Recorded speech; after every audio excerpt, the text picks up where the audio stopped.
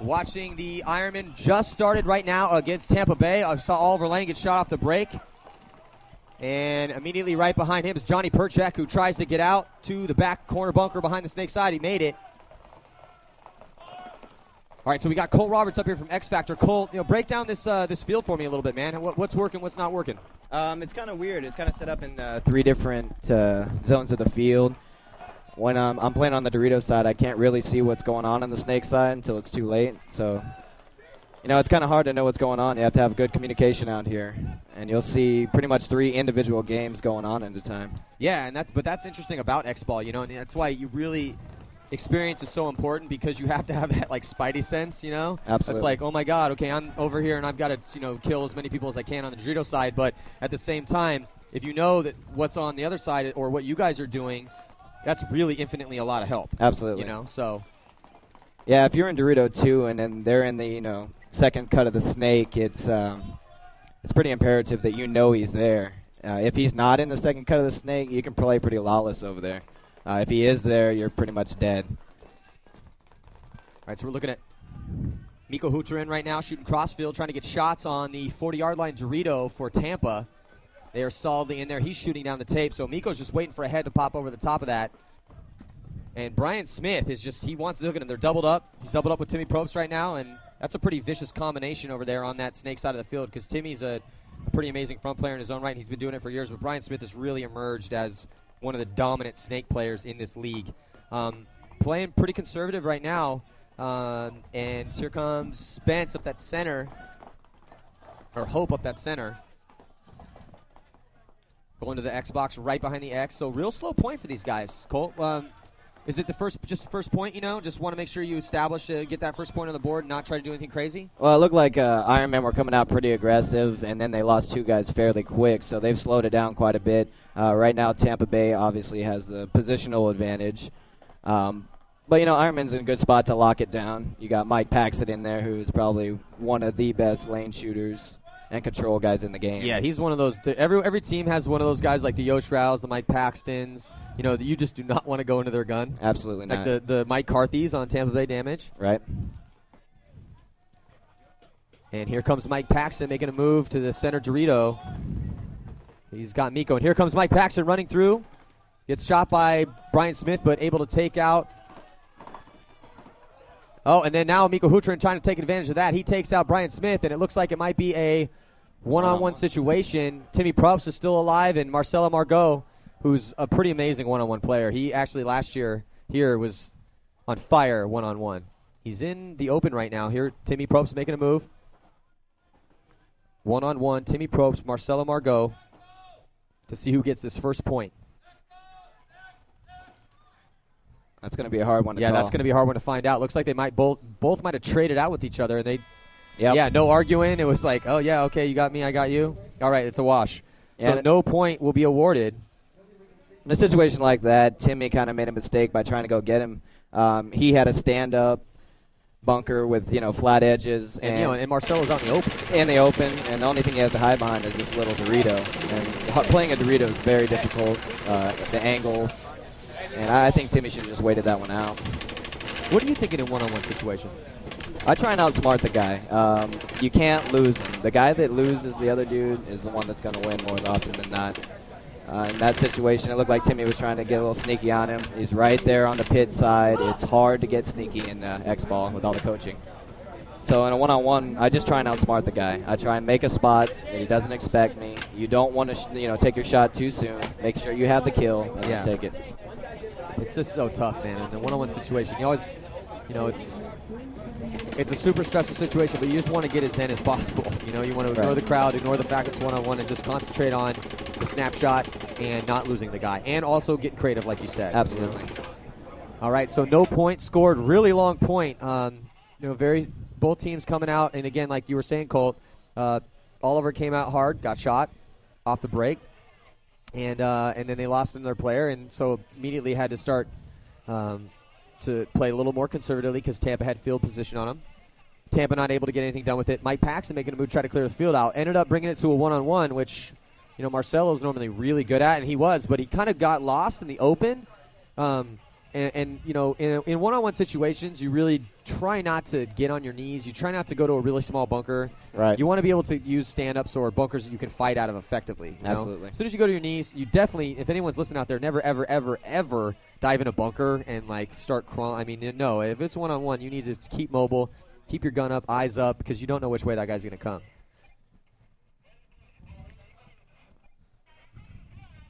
Again, if you have any questions for the website, or you have any questions for the webcast, please go to pbnation.com and ask whatever question you would like, and try to answer as many as we can.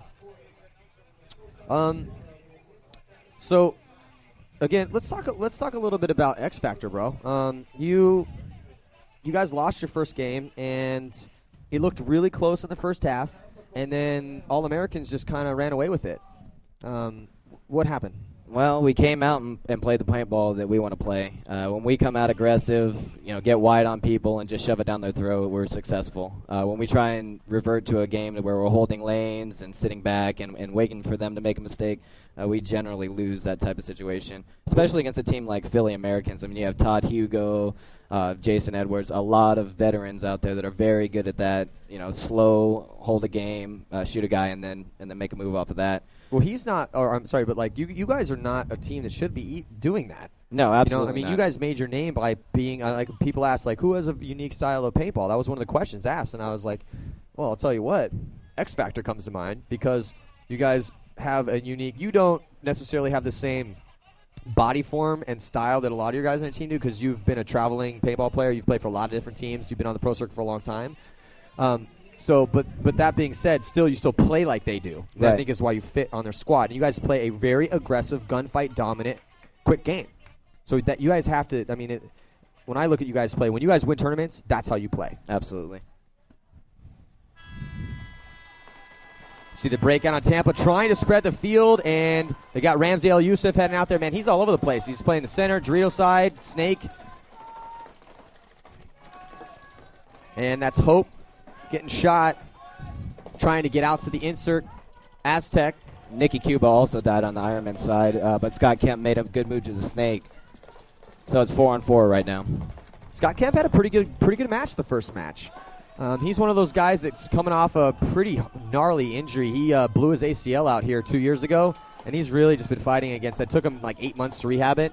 It was a really brutal blowout, too. I mean, he had to be carried off the field, and his leg swelled up to the size of a small South American country. It was pretty bad. But now he's back, and he's, playing front for the Ironmen, man, in the World Cup. And they won their first match, and he played great. So props to him for fighting through that pain. Right. And now he's made a move into Snake 2. He needs to go ahead and crawl down and start shooting guys at the side of the head. So both teams with pretty good field position over here on the Snake side, but Scott Kemp able to get up into that center structure of the Snakes. He's pretty much at about the 35-yard line into Snake 2.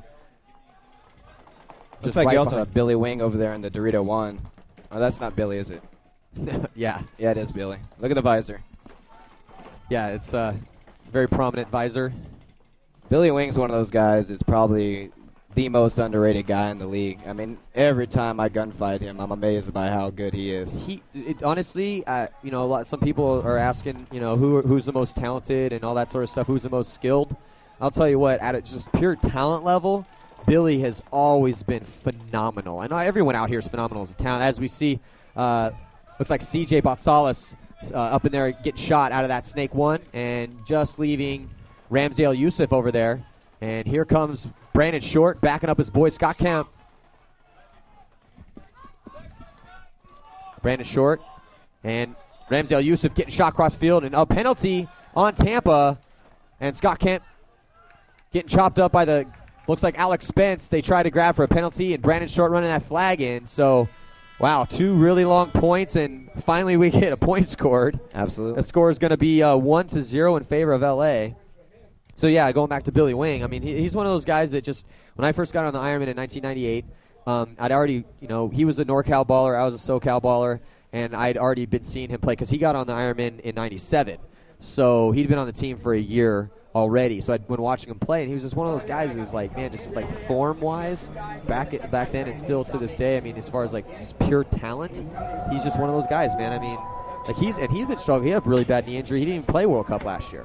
He just helped coach, and he's actually been still struggling in the beginning of the year, struggling with that injury. Correct me if I'm wrong, but I think Billy is one of the older guys in the league also. I think he might be, I don't know if he's the oldest, but he's been on the Ironman for 11 years, which is pretty amazing, man. To be on one team, or just to play tournament paintball for 10 years. So to play top-level pro paintball for 10 years with all the changes we've seen. When he started playing tournament paintball, we were in the woods 100%. Now we're at Disney World, and it's completely airball. And he's still out there on the top-level team and considered one of the best. Well, that's the thing. Billy has adapted as the game has progressed.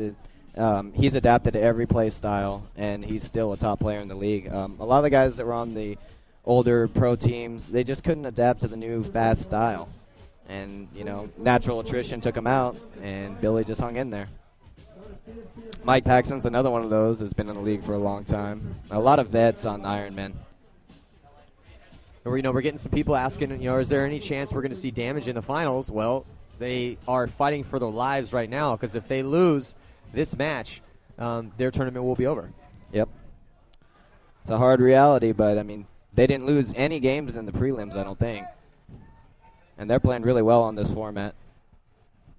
Yeah, well, that's one of those teams that they are, they haven't really done this yet. I mean, they're still doing this, even though they're not, at the last event, they didn't play nearly as well, obviously, because they won Chicago, but they still are, when I look at them, like I look at Brian Smith, for instance, and we've been watching Brian Smith play paintball for probably like 4 or 5 years now. I think he's been on the circuit on one team or another playing tournaments, but just this past year, really, like Chicago, I'd never really seen him play that amazing. I know he has that in him, but to consistently go out there and every single point be killing 2 or 3 guys, not necessarily every point you play, but at least getting one, right, dominating your guy, and that's what he did. And that was, they had so many guys step up on that team, but just to see him, I mean, you guys got like Mike Carthy, Timmy Prost from Old School Strange guys, and we all know they can play paintball. And Brian Smith too. I mean, he's also one of those guys that looks like there was a little major playing on penalty against Tampa.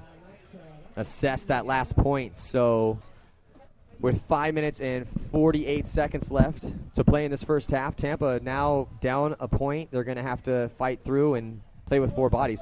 Mentally, what are you thinking when you got to fight down bodies? Colt? I feel that we've always been very good numbers down. The first thing you want to do is try and even it up, obviously. And you don't want to sacrifice a guy. So you don't want to take your high-risk bunkers where you're losing a guy on break often. So you want to break out kind of shallow and get a lot of guns up and try and even up the fight. If you get a kill on break, now you're 4-on-4 and everything's good.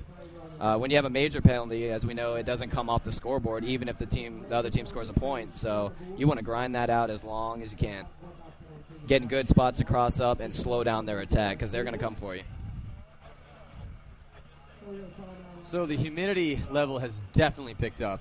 Absolutely, and the paint's going to get more bouncy now. How does that, as a player, what are you thinking when that starts to happen? Well, obviously you get a lot more fatigued out there. The paint starts getting bouncy. You're sweating out more of your body weight. Absolutely. And water. You got to drink more water when it's humid. And here on the breakout, see the Ironman, Ollie Lang getting in there into the insert. Aztec behind the snake, and he's matched up. Brian Smith. So it's a Brian Smith, Ollie Lang matchup here on the snake side. Ollie Lang's got Miko Hutzerin and Johnny Perchek. Oh, and Oliver Lang getting shot out. So Brian Smith winning that matchup between him and Ollie. Immediately filled by Johnny Perchek, though. And, Johnny's one of those he's a motivator. I always liked his role that he played on Dynasty. Johnny Perchek played on Dynasty during, that reign when they were really upping the bar of what paintball is. Absolutely. And upping the bar of what a team can be. As we see, look at Tampa. They're trying to grind this penalty off, and it definitely. And Brian feasts on Johnny Perchek too. So, this is what I'm talking about, man. This is the difference. You get to that spot, everyone's going to die. Everyone's going to get shot out of your bunker. But when you can get to your spot, get a couple quick kills, and burn out that penalty, now it's if they win this point and they crack more of that time off, it's like they didn't even get a penalty. Well, they've already almost killed half the penalty. And Brian Smith's playing very smart. He got a kill quick, but he didn't force it. Because if you lose him, then you have a potential losing point real quick. Look at him. Just he's again real smart, methodical. He's taking what they give him, right, forcing it when he needs to, only when he needs to. Look at it. So you can just see by his body language. His body language is very calm. Look, I mean, see, he just came right around, saw the shot, took the shot, and as soon as it opens up, no one else on that tape, boom, streaks down the tape.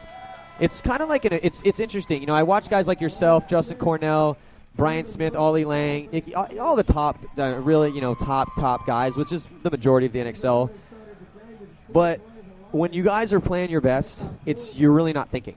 Right. It's like this equation you're constantly solving in your head. And you just saw Brian do it right there. He goes out to his spot. He's got Ollie. He knows Ollie is aggressive. Right. So Ollie's gonna try to beat you in and make a move. Boom, shoots Oliver. Gets filled by Johnny Perchak. Doesn't force it. Shoots Johnny. Then now side's open. Boom. Smartly gets into Snake 1. Waits. Snake 2. Then you can see him. They're talking about right now. Oliver's talking to Nicky Cuba, and they're pointing out those lanes and where they got taken out. But that's the thing, and then as soon as he got Brian Smith penetrated, he got all the way onto the Ironman side of the field. And he didn't know exactly who was left alive, but it's like checking it off. Again, you're taking in the variables, and the equation already exists in your mind because you've trained so much that as soon as you start piecing in, as soon as when you're looking at a math equation and it says x times v, as soon as you know what that x is and that that's 4 and that's 3. If I'm not good at math at all, but that's what you guys are doing out there. It's like, back center, boom, okay, I get it up. Oh, he's shooting right. Oh, boom, okay, got his shoulder. No, and then as soon as he shot that guy, he streaked down the tape because, well, there was no one stopping him, and he knew if anyone was left, it was probably just going to be the back corner. Are you thinking consciously or is it subconscious? Personally, I think consciously. I'm always calculating, what can I do to make this game happen?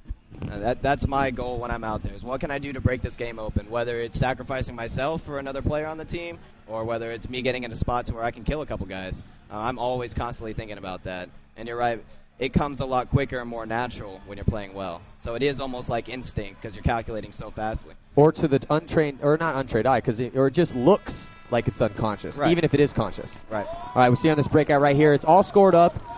One apiece and long points. I mean, there's only 3 minutes and 50 seconds left, and the score is 1-1. 3 minutes and 50 seconds left of the first half, in case you tuned in. There's a score of 1-1, and Tampa eating up that major penalty real well and scoring the point. Just a minute left on that major. Tampa did very well because even though they got those quick kills, they still slowed it down. Because if you get quick kills and then you run down the field and win a fast point, now you're stuck back with 2.5 minutes of penalty left because you just won a 30-second point. Slow it down, make them blow the horn. Burn that penalty off as much as you can. All right, we see Brandon Short into Snake 1. He is backed up. Ironmen are in the X now, which is what I thought they would do the first time. Oh, looks like Matt Richards gets shot out of that back center. Wow, these guys are playing real technical. Really, but you know what it is? It's they just played the field, and now they kind of know what works and what doesn't. But it's like two prize fighters sizing each other up for a couple rounds. No one wants to make a mistake. You don't want to open yourself up for that overhand right that's just going to take you down. We see Brandon Short in Snake 1. And Ironman still 5 strong. Penalties off. He gets out of the box clean. So Tampa just about to get their guy out of the box. Now Billy's doing one of his trademark out in the open techniques, finding those weird spots on the field to get a shot. You see Brandon Short, he's leaning down, trying to get that lower angle, and able to get out of the box. Ramsey Al-Yusuf. Wow, so it was Ramsey. I think it was a hot gun. I think he got a 3-minute major hot gun penalty. I'm not sure. I thought they said it was playing on. Oh, was it playing on? Okay, so playing on penalty by Ramsey Al-Yusuf, which is unfortunate because he's been playing real well. Now getting shot, trying to get across. So Brandon Short taking him down, and now he's going to try to wrap around. Brandon Short is, as soon as he figures out, puts that guy in, he's going to try to get across here. Yep, there he goes, makes that move, cuts on the inside, down the highway, right by the flag. And here comes Scott Kemp. I'm glad to see Brandon back in the snake. I know for a while there he wasn't playing in the snake, but he's just so strong.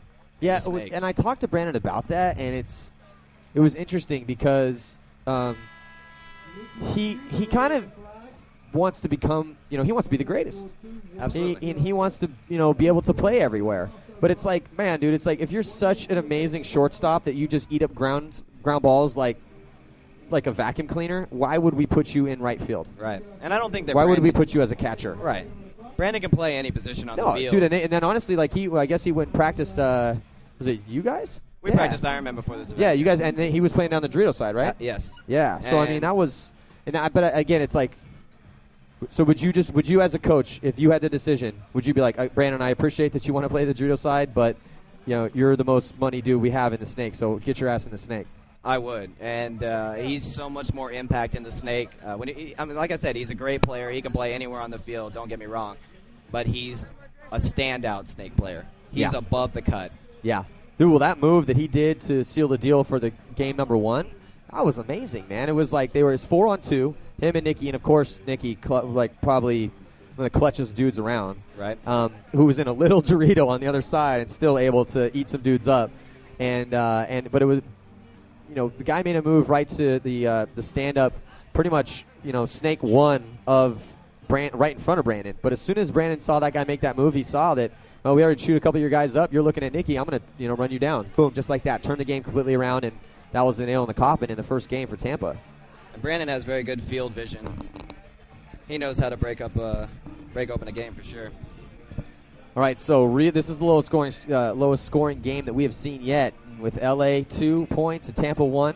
A minute and 19 seconds left.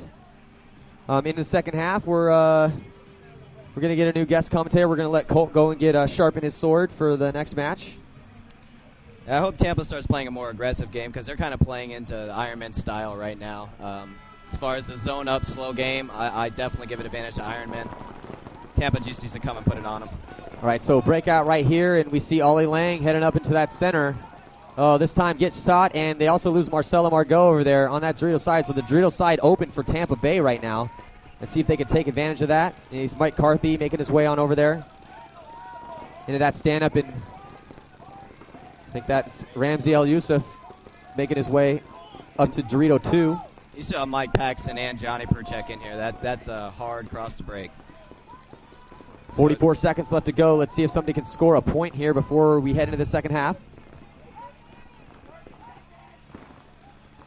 So, we're going to have Tim Montressor helping out with the play-by-play, and we're going to ask him about how he feels about the win against Colts team X Factor. I've had to keep him from fighting up here. Yeah, Timmy's Asian, so he knows Kung Fu, I think. All right, 20 seconds left. Oh, and a penalty on, looks like Mike Carthy, which is rare. Mike Carthy never gets penalties. I think he just gets away with it. Now, Mike's a great He's player. a ninja. Yeah, Great guy. Yeah, he's one of those guys that's been around for a long time. Johnny Perchek also getting shot, and looks like Mikko Huhtinen dying as well. So, nope, and not enough time left is, of course, the solid Mike Paxton still alive, holding off Tampa Bay, even though got that penalty. So, but because there was no point, Tampa Bay is going to have to start the next half with 4 players. All right, Colt, thanks a lot, man. Appreciate it. Good luck. Manny. The Always next a match. pleasure. All right, and we are back here. I am lucky enough to have Tim Montressor up here from the Philly Americans. Tim, you had a victory. You beat Colts team X Factor, and it was a very interesting game because you guys were tit for tat, back and forth. Yep. And then all of a sudden, you guys just, you hit that next level, and you just took off with it. Now, what were you guys saying? I mean, we were listening to you guys were very focused in your pit. What was going on in your mind? Well, we had a problem with penalties. I mean, right out of the get-go, we had a major. We got 2 hot guns. I got one for shooting too fast over the pack timer. So we had 5 or 6 penalties in the first 5 or 6 points. So. And you fought through it, and as we see the breakout here, start of the second half, and conservative breakout for the except for they spread the field well, and here comes Icky Cuba getting across. So Mike Carthy got a minor penalty for playing on at that last point, so Tampa had to start this particular point down a body, so they had to start with 4. Able to break out well, though. They still have 4 alive. In fact, they got deep penetration. Well, not that deep, but they're into Dorito, too, on the Dorito side. So basically just trying to get all the rest of that penalty clock off. And, Tim, when you guys are in that situation, and you guys did a good job of doing that, so what's the mentality as we're watching the, Ollie Lang and the Ironmen right here trying to battle out of their back bunkers? You need to burn a penalty clock off. Yep. What's the plan? The big thing is to get your guy out of the box. You got to position yourself so that your guys can make sure that the other team isn't wrapping around on you to make sure that your guy can't get out of the box. So you got to do whatever you can do to make sure he gets out of the box so you can play him 5-on-5 or 3-on-4 or whatever it may be. Yeah, and so you guys were affected to do that, and I'll tell you who's doing that right now. Tampa's doing that right now. We see Billy Wing up in the center, into that center X. The X has definitely started to get played a lot more as we're progressing in these games. And that was a big move by Holiday right there. Yeah, good job taking Billy Wing out, moving up another Dorito set. He's at the 40-yard line, Dorito, right now, shooting crossfield, trying to get a shot. Nicky Cuba's way up over the bunker. Let's see if he gets in clean. Yes, gets into Snake 1 clean. And he's immediately backed up by Brandon Short. So the Ironmen have 3 guys on the Snake side, but nobody on the Dorito side anymore. Uh-oh. Oh, no, they do have the back Dorito on the Dorito side, so still 1 player on the Dorito side for the Ironmen. Nicky Cuba trying to get a shot on Tampa crossfield. Mike Carthy trying to come. He comes across to that back center, knows that Nicky's into Snake 1. Oh, and there goes Shallow. So Shallow up into the 40-yard line. Dorito, nice move by the Brazilian sensation. Yeah, that's what they needed to do right there. They need to get a little bit of offense off the Dorito side to open up the Snake side here. Nicky needs to try to battle his way a little bit to get in the Snake because they got Tampa Bay Damage playing back foot right now. Yeah, they're definitely playing back foot, and they're down a point. This is an incredibly low-scoring game. What do you think about this, man? I came over and I saw the game was 0-0, then it was 1-0, and what was it, 2-1 at the half? 2-1 at the half. Yeah, that's unbelievable. I mean, I'm looking at some games that are 7-5 at the half. Yeah. So, but it depends on the mentality that the teams come into play in this field. If you see B Shorts in the Snake side Temple locking up the Dorito side, and some teams could go to that Dorito tower and lock up the Snake side, and both teams are just kind of crossing it up, so you're going to get a slow game like this when 2 teams are doing that. And you're looking at Shallow right now. Shallow Amira, he's basically just trying to make his presence known in that Dorito. So he's throwing paint over at the Snake side, throwing paint on that side, and then immediately comes back to the Dorito side, and then back on the Snake side again. He's playing both sides of his bunker, and that's what an effective front guy is going to do. Yeah, they need to, Nicky needs to try to battle this Dorito tower in over here, try to make a move in the Snake. As soon as he makes that move, the game will pretty much be over. Him and Oliver need to do something together. Slow point, man, and I tell you what, you see the talking back and forth, but you know how it is, man. If the thing though is that when it's this close, 1-2, 2-1. I mean, you want to play it as smart as possible, and you want to win the match. And again, it's been raining and it's slippery out here, and these guys are trying to keep the rain out of their goggles. Oh, see that right there? Shallow trying to make something happen, stands up a little too high in that Dorito and gets taken out. Let's see if Nicky picks that up because that's it over there on that Dorito side. Immediately, Timmy Pros takes advantage of that and comes streaking out of the Dorito 1 into the 40-yard line Dorito. Brandon Short, though, bumps over to the back center, realizing that they didn't have anybody over there. Now Brian Smith making his move into Snake 1. Now Nicky's in there as tight as he possibly can. He's peeking around. Let's see if he picks up that Brian Smith has made that move. Ollie Lang's just been gunned up on the side pretty much this entire point, man. We got as we hit the 11-minute mark left in the match. Again, Tampa Bay fighting for the lives right now. Tampa Bay already has a loss. The Ironmen have a win. This is a best 2 out of 3 situation, and it's win or die right now for Tampa Bay Damage. Yeah, the Ironmen are in a poor position right now to try to lock the field down. There's really nothing stopping. There we go. Brian's going to be able to come down. That's it.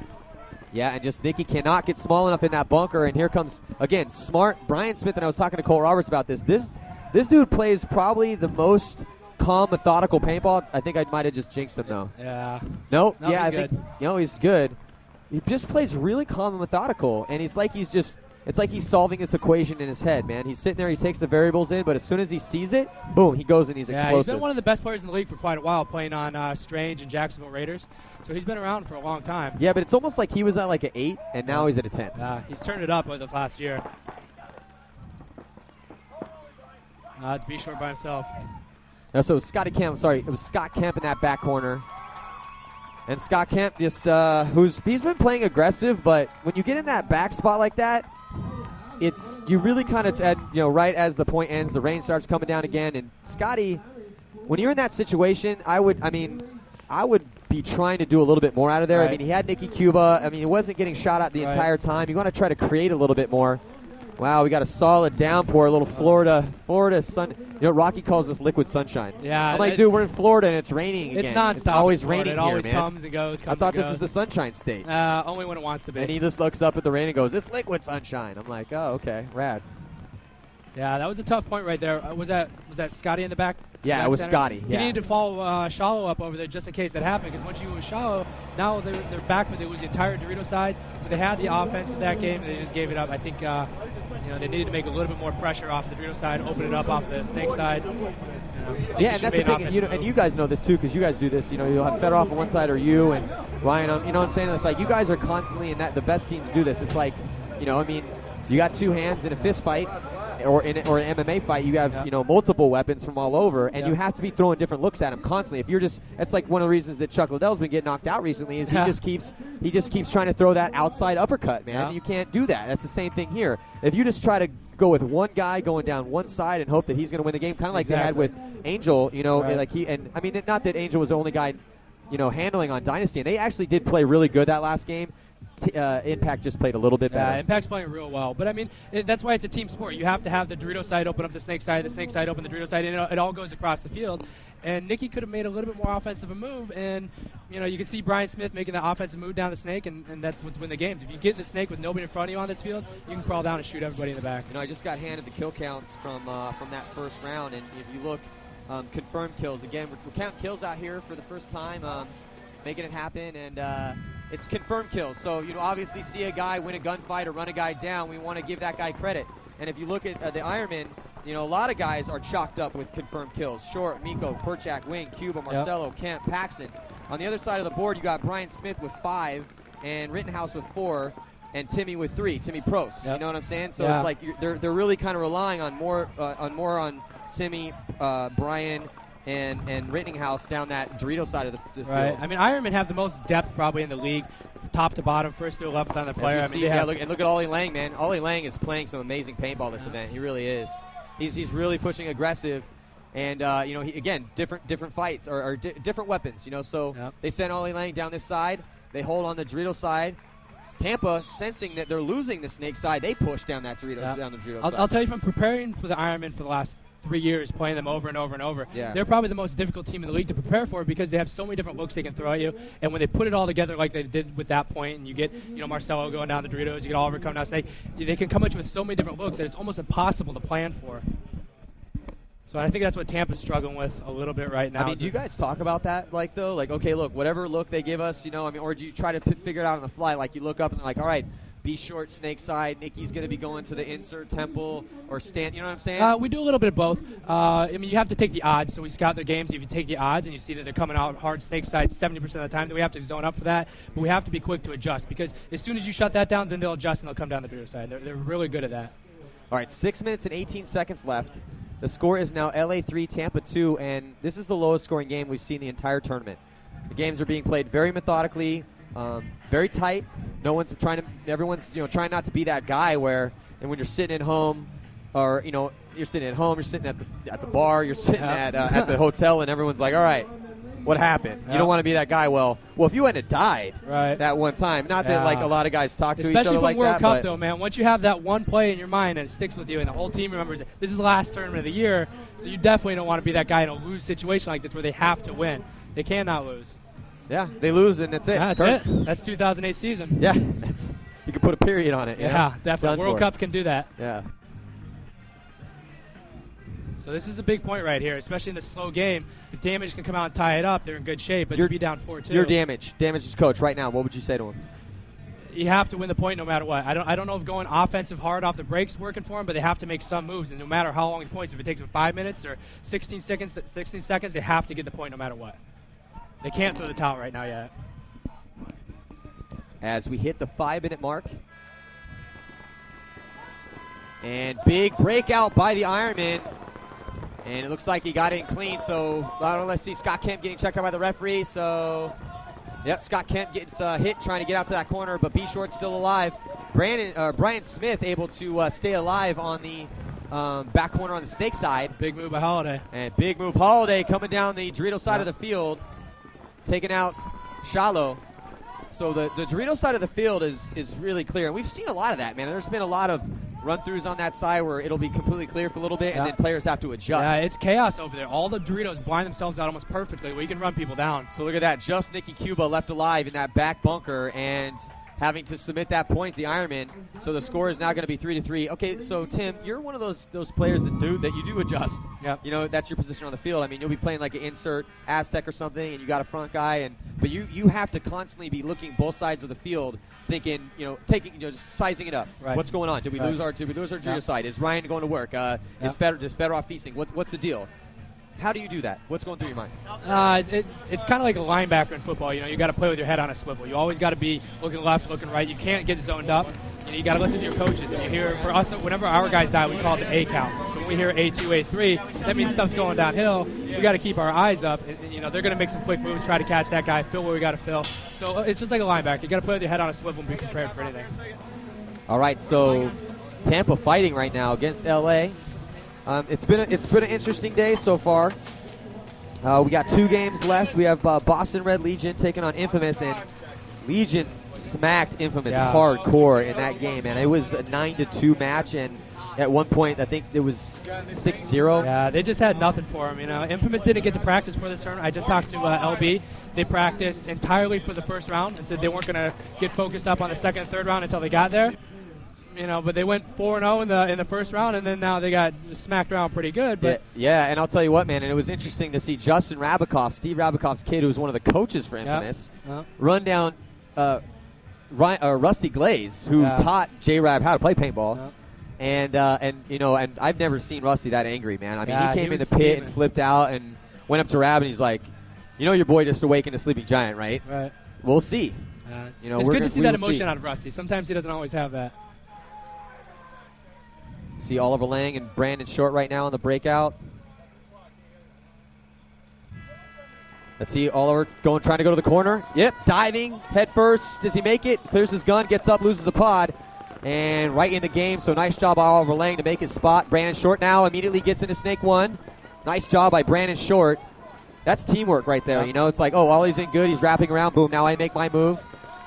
Now on the other side of the field, we have Brian Smith, and these guys are bunched up in one bunker. Yeah, that's worst spot right there. But Holiday's opened the game up. He went to that Dorito 3 pretty much, or that second Dorito right there off the break. So hopefully he should be able to open something up for Brian Smith or Timmy here. Holiday, we talk a lot about Brian Smith because he's on the Snake side right now, but Holiday is so consistent, and he's just a killer, man. Yeah, he's definitely one of the most underrated players. You sometimes don't even notice him until he's shooting everybody in the back. And he's quiet, too. He's not the guy who's going to be like, did you see how many guys I destroyed that last game? I was on fire. He's never going to say that. But that's Tampa Bay's mentality. They brought over a lot of the Strange guys, and that's how Strange was for years. Yeah, that's very true. They're coming out of the same area of the world, too, so that makes a lot of sense. And, again, a lot of these Strange guys who are now, there used to be a team called Strange. They were one of the best teams on the circuit, and they had a very distinctive style of play. And a lot of the guys that used to play for that team, Mike Carthy, Timmy Prost, when Timmy Prost was coming up, that's where he came up on the Strange program. So now they're bringing that kind of that tough, slow, methodical, yet aggressive mentality to this team. So Brian Smith and Timmy Probst still stuck together in the same bunker. Brandon Short and Oliver Lang. This is a bad spot right now. They're in further than the Ironmen, so Oliver can wrap in, start pinching these guys out, and start opening up a little bit for B Short to come down the Snake, and then there's almost no move for them to get out. Playing the Ironmen in these long drawn-out points too is tough. They're one of the best teams in these long points. Yeah, and because they, you got Mike Paxton, Nicky Cuba, and Billy Wing. Dude, those are 10-man guys. So they know how to play. You want to play a long, drawn-out point, they'll play you 15 minutes long. Yeah, they'll go as long as it takes. And that's what we're seeing here. Incredibly low-scoring game. And, the way this is going, this could be the last point of the match. Yeah. Head to overtime, maybe. They got 5 up, so still 5-on-5, I think. Yeah. And moves are being made on the judo side by the Ironmen. Mike Paxton is at the tall stand up there in the center part of the field, gunned up right now on that bunker where Brian Smith and Timmy Proust are just doubled up right now. There's a move, Brandon Short and Oliver immediately off that. Nice teamwork by Oliver Lang and Brandon Short. Probably one of the best 1-2 combos in the sport on the Snake side of the field. Mike Carthy and is that Holiday over there? Yep. So Mike Carthy and Holiday. Oh, nice job by Brandon Short as he progresses down. across the field, and he runs down Timmy Timmy Probst. clean up. But he gets chewed up by Mike Carthy. Cross field, Oliver Lane cuts on the inside. Goes into the snake, and let's see what he can do here. And he destroys Carthy. And then runs down Holiday. So Oliver Lane continuing to operate at level 10 right now. That's why he's one of the best players in the world. I don't know if I really like that breakout by Damage. Doubling that tempo up's tough. Yeah, that's not their most effective breakout, and haven't really had a problem. Like Brian, I don't know why he was playing so tentative there. Yeah, he never really made a move to go until everything was coming downhill. Then he tried to fill this corner. But when they're out like that, and you make a big move on the Dorito side off a Holiday, you got to play off that, try to get some offense over here. So we got a minute and 11 seconds, or minute 17 seconds left. The score is now LA 4, Tampa 3. So Tampa on the verge of elimination right here. Yeah, this is a tough situation right now. This is you're getting a little bit sick. Wow, so imagine this. If Tampa does lose this, then we have the winners of 3 events this year going home after 2 games. Yeah. Unbelievable. Yeah, right? I'm still baffled that Dynasty lost today. What did you see in that game? You watched that game. Yeah, I just didn't see enough offense. And you guys practiced them, yeah, too. When we practiced Dynasty last weekend up in Pittsburgh, they were going, no matter what side it was. They had a couple guys lock it down, but they're coming down the Snake side harder with Angel and Alex. Going down the Dorito side hard. I mean, LJ just dominated on us all weekend, and I really didn't see much out of it. Honestly, LJ, that was probably the least effective he's been on that Dorito side all year. And I actually came into this tournament saying that LJ might be the best player on the Dorito side. I don't know what happened. If something just didn't click today and just didn't happen for him. It's tough. That's paintball, though, man. It's a very hard sport because there's so many things that can go wrong. Yep. There's so much going on. There's so much to take in, and then again, everyone's real good. So it's just on that particular day, it's like, getting caught in a fight. Sometimes, no matter how good you are, dude, you're mortal. Yeah, I mean that series changed, I think, the dynamic of World Cup because I really had them picked to be one of the, a top finals team. Everyone did. If you go to, I think it's pbpick'em.com, they had all that stuff on there, and there's a thread on PB Nation. By the way, if you guys are listening online at pspevents.com, then you guys should definitely also try to pull your another computer up to PB Nation or switch between.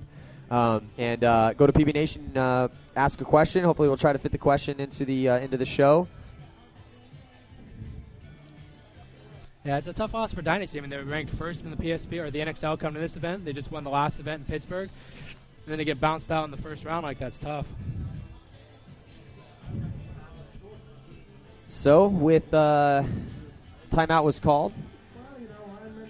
See Nikki Cuba right there, Billy Wing, Brandon Short, Oliver Lang, all getting sent out to play this point, which will probably be the potentially could be the last point of the game. I mean, a minute and 17 seconds. Most points in the average game, not this game. I mean, these points are averaging. I would look at the score and usually think it's a first half score. Yeah, right. All right, so next up after this, we have Boston Red Legion taking on Infamous in a do-or-die game for Infamous. They got smacked down by Boston before. They're definitely going to be coming out for blood. Definitely think that that's going to be an amazing match to watch. Got a question, Tim. How important is it watching the other teams before you play? Like, how much does scouting really play in? Tons, right? For a lot of the top teams, scouting is what really sets our entire game plan up. And the way that they changed the X-Ball format first to 9, we need to come in prepared for those first, second, third, fourth points. So we'll sit all day in the bleachers and take stats, and we really rely on those. Now, again, like we were discussing earlier, you got to be quick to adapt to that. But scouting is incredibly important. I think a lot of amateur teams kind of underplay it. It's not fun. It's definitely not fun. No, I mean, it's tough to come out here and play all these matches, and then on top of playing the matches, you got to stick around and scout. Yeah. But you look at all pro sports. Look at how much film pro NFL teams look. Wow, yeah, you guys just put it all in one day. Yeah. All right, 3 seconds. And let's see the breakout. Breakout reel is going to be real important here. Looks like 5 alive for damage. They got 2 in that back center. CJ Balsalas trying to fight out of there. Able to get into Snake 1, and it's Ramsey Al Yusuf in Snake 1, and up to the center looks like Alex Spence. Ramsey getting checked out. He already had a major penalty today. Spence getting taken out by, looks like, Brandon Short. So good breakout for the Ironmen as well. Oh, but Oliver Lang taken out. And also Billy Wing taken out, and here comes Tampa Bay Damage. Again, not a lot of time left in this game, so they got to make this a quick point. Here comes Brandon Short coming down the snake side. Oh, almost gets caught. Major penalty on Tampa, and that is going to be it in the last 90 seconds. That's a shame. Yeah, in the last 90 seconds. That's how it works. If you get a major penalty in the last 90 seconds of a match, a point immediately goes to the other team. So that was a tough breakout. If the Ironmen survived the breakout, it's really tough to dig him out on this field. Wow, Brandon Short. Did you see that move? He comes up. He saw Brandon is getting his timing is flawless now, man. I mean, they're not. It's everyone makes mistakes sometimes, but you can just see it. I mean, you'll be watching the game progress, and he can only see what he can see from his bunker, but it's almost like he can see the whole field. Yeah, he's one of the scariest players in the league. I mean, he'll come at you and keep coming and bring some offense on it no matter what. And that we just played them in Paris, and no matter what the count was, they might only have 2 guys left, 3 guys left. He'd still Here, come let's listen into the pit.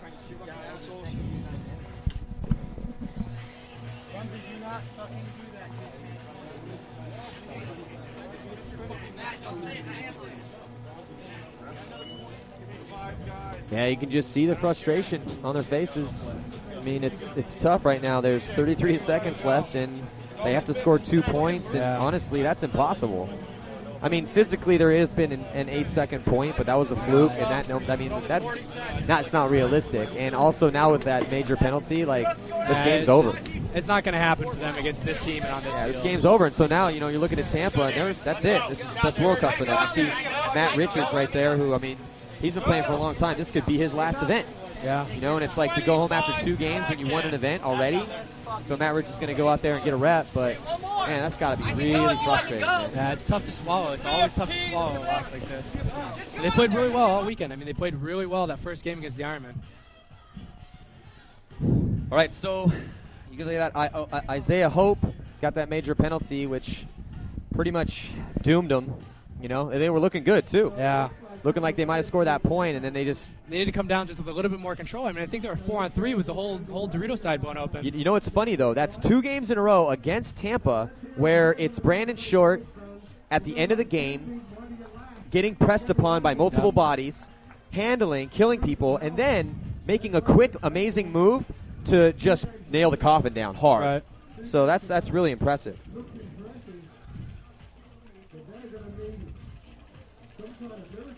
So Tim, you guys got X Factor on the ropes, and you guys play at the last game of the day, which will be happening at 3:30. So call your friends and tell them that the All-Americans are going to be thrown down against X Factor in a game that could put X Factor out of this event.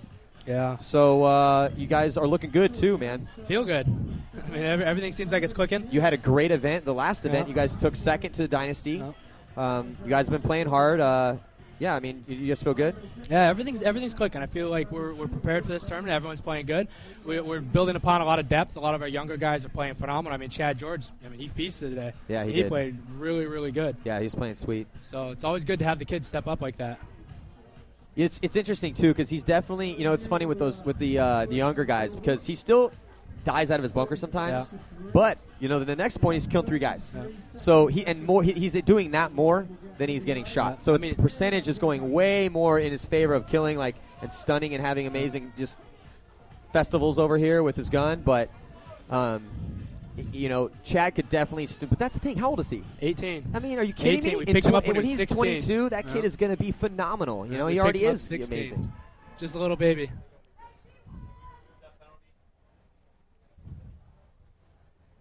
All right, this pretty much is it for damage. Damage is done. The damage is done. Yeah. As we see the breakout here for the Ironmen.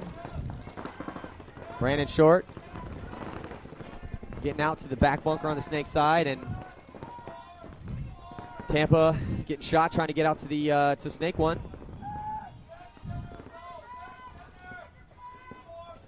And here comes Billy Wing all the way streaking down the side. There's going to be, let's see if they can score the other point in time. Mikko Huturin running in the flag in. Yeah, and that's going to do it. So you got to give it up to the Ironmen, Tim. I mean, they are playing well right now. Yeah, I mean, they've been a good team all year, second on the season. Yeah. So, I mean, you can't take anything away from them. All right, we'll let you get back to where you got to get to. Appreciate your time, and good luck, my friend. Fantastic. Appreciate it, Matthew. All right, so that's going to do it for Tampa. The damage is done for the event. They will be watching for the rest of the World Cup as we see Nikki Cuba congratulating Johnny Perchek and the rest of his guys. We're going to head to a commercial break. I'm Matty Marshall. Thank you guys for tuning in to the 2008 PSP World Cup webcast.